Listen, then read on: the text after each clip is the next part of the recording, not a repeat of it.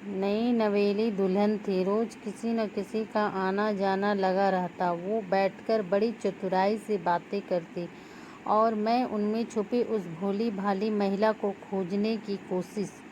बहुत सीधी थी वो, बिल्कुल चाशनी में डूबी जलेबी सी। जब भी तसल्ली से बैठ जलेबी तक पहुंचने की कोशिश करती, चाशनी का असर खत्म होते होते मन भर जाता। सुना है जीवन घर के नाम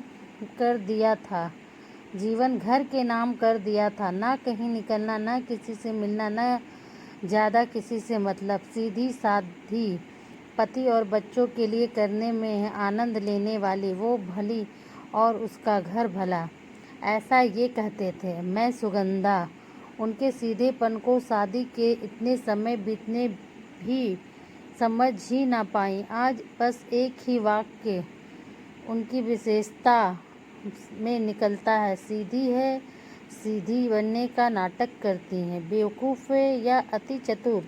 कुल मिलाकर आज भी मेरी समझ के बाहर है। याद नहीं कभी मेरे आने के बाद रसोई के किसी काम में हाथ लगाया हो, लेकिन वही हाथ छोटी के आने के बाद खूब चला। मेरा पहला परिचय उनसे इस वाक्य के साथ हुआ था, मैं रसोई में कोई दखल अंदाजी नहीं करती। अब वो जाने और उसका काम सुनकर दिल गदगद हो उठा। नई दुल्हन ससुराल में पहली बार कौन सी रेसिपी बनाए, कितनी अच्छी है, अगली ही पल आवाज़ थी, महज आवाज़ या घुमा फिरा कर जताया गया अपना रौब। हम दूध हमेशा फ्रिज की ऊपर वाले शेल्फ पर ही रखते हैं। सुबह पापा दूध ढूंढते रह गए।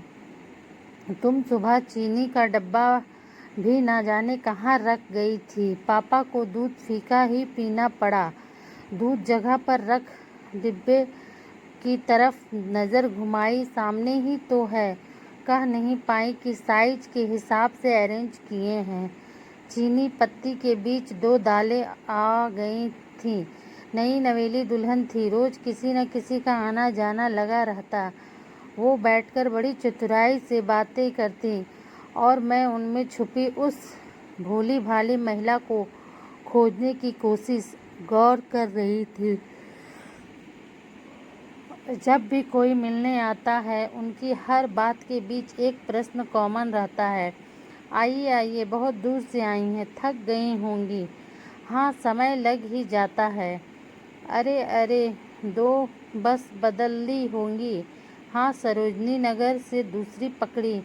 मैं सुगंधा उनकी चतुराई की कायल मन ही मन सोचती थी कि ये ऐसे ही कहते हैं। मम्मी जी तो कितनी होशियार है, सारे रास्ते जानती हैं।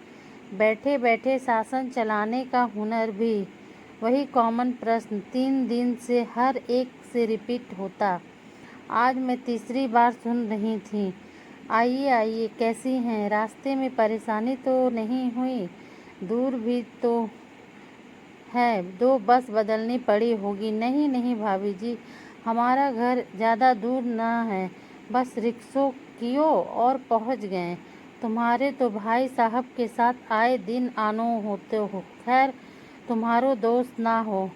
तुम सीधी साधी कभी अकेली निकली भी तो ना। ओ तेरी, आज समझ आई चतुराई।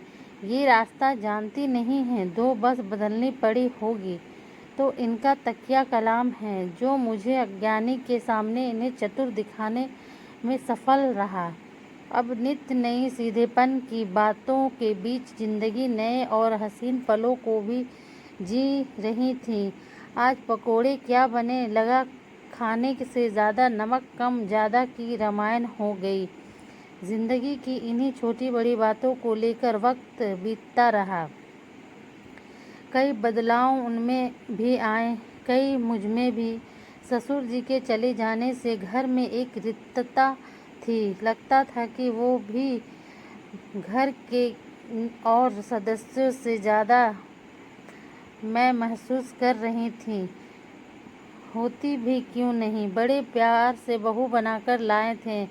अब उनके नित्य नए रूप देखने को मिलते। सीधापन का चोला किसी के ज्ञान से जल्दी उतर गया। अब फ़ोन की घंटी बजने पर फ़ोन उठाने के अधिकार से लेकर टीवी अखबार खाने सब में पहला अधिकार उनका था। पर कहते हैं ना, सिखाया ज्ञान 2 घड़ी का, मन करता कह दूं, सारा समेट कर कहा जाऊंगी, लेकिन दिल को मना लेती, शायद सच में सीधी है। पहले कभी ये अधिकार नहीं मिले, इसलिए उन्हीं से अपना अस्तित्व जीवित रखना चाहती हैं। आज तो हद ही हो गई जब बैंक से फ़ोन आया। हेलो, मैं बोल रही हूँ मैडम, हमें रमाकांत जी से बात करनी है। नहीं हैं वो, कहाँ गए? चले गए। कहाँ? पता नहीं। आपको बताकर नहीं गए? नहीं। फिर भी उन्होंने अपनी दूसरी दुनिया बसा ली है। ओह सॉरी मैम, मुझे नहीं पता था। क्या आपको उनका एड्रेस पता है? नहीं, आगे से फ़ोन मत करना। वार्तालाप बहुत देर तक जारी रहा, जिसमें उन्होंने खुद की विद्वता दिखाने में कहीं कमी नहीं छोड़ी।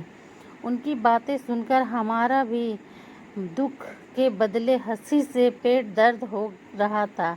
एक साधारण सी बात की उनकी मृत्यु हो चुकी है को उस भोली भाली महिला या अति ज्ञानी महिला ने तिल के ताड़ बनाकर परोस दिया। आते ही पति देव पर बड़बड़ाई, ये नहीं कि पढ़ी लिखी बहू खड़ी है उसकी बात करवा दें, लेकिन मेरा तो इस घर में कोई वजूद ही नहीं। जानते हैं, उनकी बातों से बैंक वाले ने सोचा होगा कि वो इन्हें छोड़ किसी और के साथ कहीं ना कुछ, किसी भी बात का जवाब नहीं देते। पतिदेव मुस्कुराए। सुगंधा, तुम्हारी महक इस घर को महकाए रखती है। तुमने कैसे सोच लिया कि तुम्हारा वजूद नहीं है? मैं आज फिर वही कहूँगा, बहुत सीधी है वो। चतुर होती तो क्या इस तरह की बात करती? परिवार में हमेशा पिताजी का शासन रहा और वो सदा अपने वजूद को तरसी है। आज जब कागज़ पर उनके साइन करवाए जाते हैं, आने वाले उनसे मिलने आते हैं, उन्हें लगता है अब वो अधिकार सारे उनके हैं जो कभी पिताजी के पास थे। यही नहीं, मैं ये देख रहा हूँ कि तुम भी उन्हें अच्छे से समझने लगी हो, तभी तो हर बार उनकी चतुराई में उनका सीधापन ढूंढ लाती हो। जीवन इन्हीं मिली जुली खट्टी मीठी बातों का गुलदस्ता है, जिसे तुम यानी सुगंधा को अपनी महक से बरकरार रखना है। आज सुगंधा की शादी को 30 साल हो चुके हैं। सास माँ आज भी बहुत सीधी है और सारा सीधापन सुगंधा के आगे ही दिखाती है। अभी भाभी जी, बहू ने मिठाई बहुत अच्छी बनाई है। हाँ, अच्छी बनाने लगी है। 30 साल हो गए शादी को, अब जाकर बिल्कुल मेरे हिसाब का सीख पाई है। सुगंधा को मीठी और भोली भाली मुस्कुराहट सासू माँ ने दिखा दिए।